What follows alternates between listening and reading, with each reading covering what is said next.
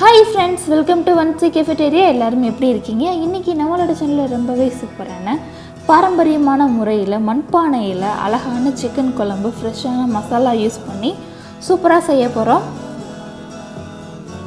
அதுக்கு முன்னாடி நம்ம சேனலை இன்னும் நீங்கள் சப்ஸ்கிரைப் பண்ணல அப்படின்னா சப்ஸ்கிரைப் பண்ணிக்கோங்க. கூடவே பெல் ஐக்கானையும் கிளிக் பண்ணிக்கோங்க.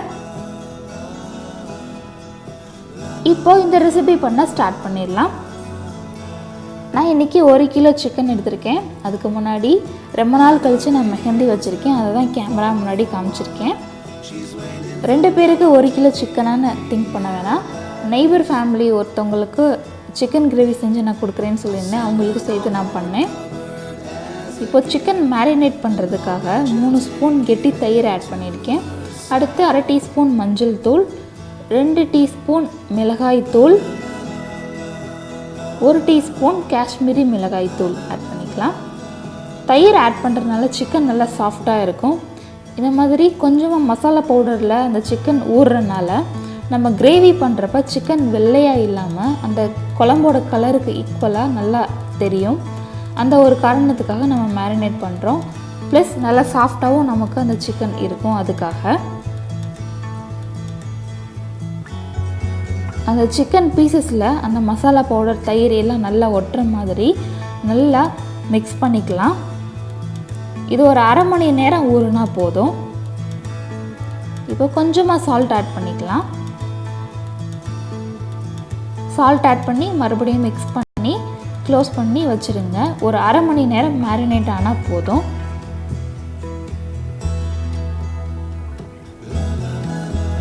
இப்போது 1/2 மணி நேரம் கழித்து நம்ம குழம்பு பண்ண ஸ்டார்ட் பண்ணிடலாம். ஒரு 1/2 கப் அளவு தேங்காய், 10 முந்திரி பருப்பு எடுத்திருக்கேன். இப்போ இது ரெண்டையும் தண்ணி சேர்த்து நல்லா திக் பேஸ்ட்டாக அரைச்சி எடுத்துக்கலாம். அடுத்து நம்ம ஃப்ரெஷ்ஷான மசாலா அரைக்கணும். கிராமத்து ஸ்டைலில் பண்ணுறதுனால அவங்க masala powder, packet masala powder இதெல்லாம் யூஸ் பண்ணாமல் ட்ரெடிஷ்னலாக பண்ணுவாங்க. அதே மாதிரி நம்ம பண்ண போகிறோம். இதில் ஆட் பண்ணியிருக்கிற ஒவ்வொரு ஸ்பைசஸோட அளவும் டிஸ்கிரிப்ஷனில் கொடுத்துட்றேன். இதில் என்னென்ன ஸ்பைசஸ் ஆட் பண்ணியிருக்கேன் ஓரலாக நான் உங்கள்கிட்ட சொல்கிறேன். மிளகு, சோம்பு, சீரகம், மல்லி, பட்டை, கிராம்பு, ஜாதிபத்திரி, ஏலக்காய் ஆட் பண்ணியிருக்கேன். இப்போ இது எல்லாம் நல்லா ட்ரை ரோஸ்ட் ஆயிடுச்சு. வாசனை வர வரைக்கும் வறுத்தா போதும். ஃப்ளேம் ஆஃப் பண்ணிவிட்டு இது நல்லா ஆறுன பின்னாடி பவுடர் பண்ணிக்கலாம். நம்ம இன்றைக்கி மண்பானையில் குழம்பு செய்ய போகிறோம். இது இன்னும் கூடுதல் சுவையாக நமக்கு கிடைக்கும்.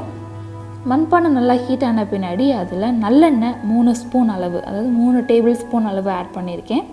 அடுத்து தாளிக்கிறதுக்காக ஒரு பிரியாணி இலை, 1/4 டீஸ்பூன் சோம்பு ஆட் பண்ணியிருக்கேன்.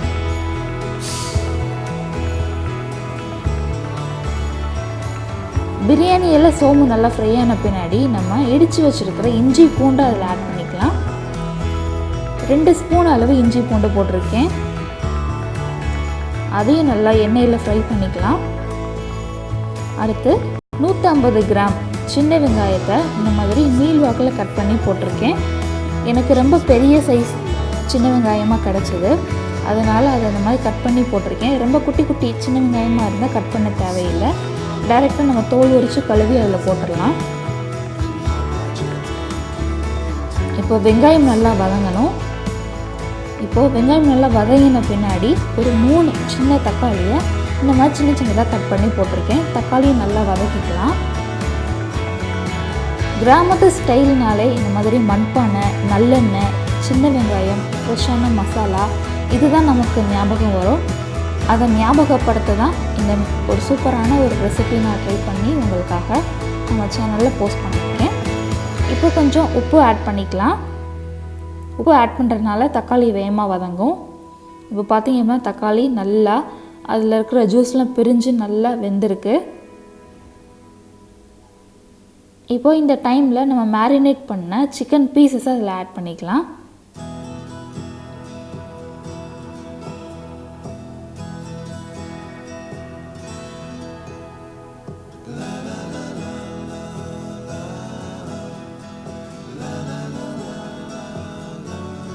இப்போது சிக்கனை நல்லா மிக்ஸ் பண்ணி விடலாம். வெங்காயம் தக்காளி கூட நல்லா மிக்ஸ் ஆகிற மாதிரி நம்ம சிக்கனை நல்லா மிக்ஸ் பண்ணி விடலாம்.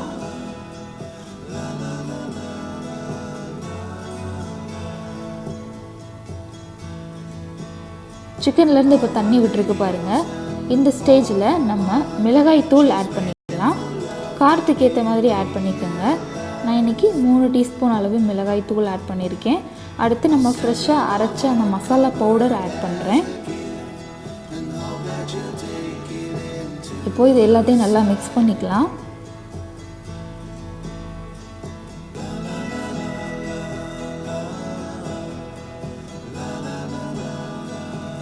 இப்போது இது எல்லாத்தையும் நல்லா மிக்ஸ் பண்ண பின்னாடி நம்ம அரைச்சி வச்சுருக்கிற அந்த தேங்காய் முந்திரி பருப்பு பேஸ்ட்டு அதில் ஆட் பண்ணிக்கலாம். ஆட் பண்ணி நல்லா மிக்ஸ் பண்ணிக்கலாம். கிராமத்து ஸ்டைல்னாலே குழம்பு ரொம்ப திக்காக கொல கொலன்னு இருக்காது, நல்லா தண்ணியாக தான் இருக்கும். அதுக்காக ரொம்ப தண்ணியாக இருக்காதுன்னு சொல்ல முடியாது, ஓரளவு தண்ணியாக தான் இருக்கும். அதே மாதிரி நம்ம பண்ண போகிறோம். இப்போது தேங்காய் முந்திரி பருப்பு அரைச்சி அந்த பேஸ்ட் ஆட் பண்ணி கொஞ்சம் நேரம் குக் பண்ணியாச்சு. கொஞ்ச நேரம் குக் ஆனதுலே பாருங்கள் மேலே நல்லா எண்ணெய் பிரிஞ்சு வந்திருக்கு. கொஞ்ச நேரம் க்ளோஸ் பண்ணி குக் பண்ணலாம்.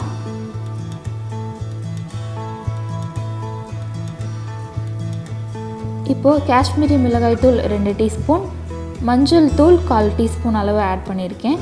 ஆட் பண்ணி அதையும் நல்லா மிக்ஸ் பண்ணிக்கலாம்.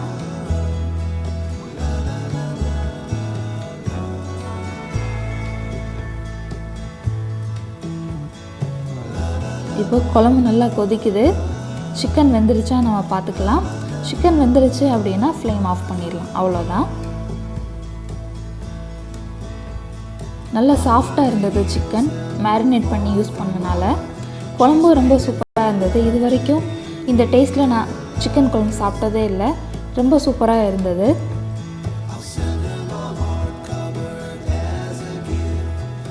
இப்போது ஃப்ளேம் ஆஃப் பண்ணுறதுக்கு ஒரு 5 மினிட்ஸ் முன்னாடி மல்லி இலை ஆட் பண்ணிக்கலாம். ஃப்ளேம் ஆஃப் பண்ணியாச்சு. நம்மளோட சிக்கன் குழம்பு ரெடி ஆயிடுச்சு. ஃப்ளேம் ஆஃப் பண்ணி வெளியே எடுத்து வச்ச பின்னாடியும் பாருங்கள் இன்னும் அந்த பபிள்ஸ் வந்துட்டுருக்கு. இதுதான் ஒரு சிறந்த காரணம் அப்படின்னு சொல்லலாம். மண்பானையில் செய்கிற எந்த ஒரு உணவு வேகமாக்கிடாது அப்படின்னு சொல்லுவாங்க. அந்த ஹீட்டை சீராக அந்த உணவுப் பொருளுக்கு கொண்டு போகும் அப்படின்னு சொல்லுவாங்க.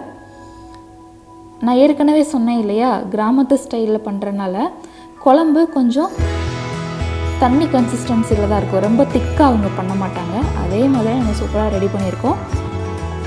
சூப்பரான நம்ம சிக்கன் குழம்பு ரெடி ஆயிடுச்சு. இட்லி, தோசை, சாதம் எல்லாத்துக்குமே ரொம்ப சூப்பராக இருக்கும். இந்த ரெசிபி கண்டிப்பாக உங்கள் வீட்டில் ட்ரை பண்ணி பாருங்கள், எல்லாருக்கும் ரொம்ப பிடிக்கும்.